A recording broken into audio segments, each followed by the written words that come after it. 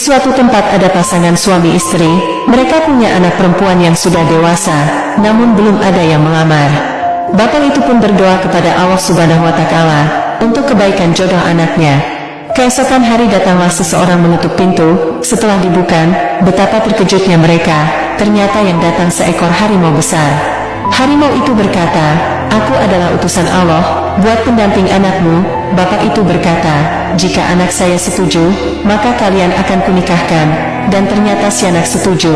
Terjadilah pernikahan. Setelah menikah, si harimau minta izin untuk membawa istrinya ke tempat sang harimau. Sebelum mereka pergi, harimau itu berpesan, "Jika ayah dan ibu rindu, datanglah ke tempat kami. Di sepanjang jalan nanti, akan kami sebar biji pohon randu. Jika sampai pada pohon yang terakhir, disitulah tempat kami."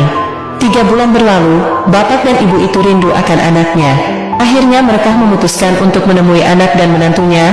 Akan tetapi sebelum mereka berangkat, sang bapak membeli daging di pasar. Namun daging yang dibeli 2 macam daging, yaitu daging babi buat menantunya karena dia harimau, dan daging kambing buat anaknya. Setelah sudah lengkap, mereka pun berangkat menyusuri pohon randu yang telah ditanam oleh menantunya. Di tengah perjalanan tiba-tiba mereka diserang oleh angin ribut sehingga 2 macam daging yang ia bawa tercampur jadi satu, dan sulit dipisahkan dan dibedakan. Setelah kejadian itu mereka pun melanjutkan perjalanannya, menyusuri pohon randu, dan di tengah perjalanan mereka pun dikejutkan dengan melihat seekor burung yang kaki sayap dan cucuknya emas. Akan tetapi burung itu sedang memakan kotoran binatang lainnya. Sang bapak pun bergumam, sungguh sangat tidak pantas burung emas yang sangat indah memakan kotoran. Di tengah perjalanan mereka pun dikejutkan lagi dengan melihat batu kerikil yang bisa berjalan menaiki bukit dan batu-batu besar berjalan menuruni bukit. Mereka pun melanjutkan perjalanannya, dan di tengah perjalanan ia melihat 2 sungai berdampingan, yang satu kelihatannya lebar dan dalam dan yang satu kelihatannya kecil dan dangkal. Akan tetapi ketika mereka menyeberangi sungai yang lebar dan kelihatannya dalam, ternyata dangkal, dan akan tetapi ketika mereka menyeberangi sungai yang kecil dan kelihatannya dangkal, ternyata dalam sekali sampai-sampai mereka hampir tenggelam.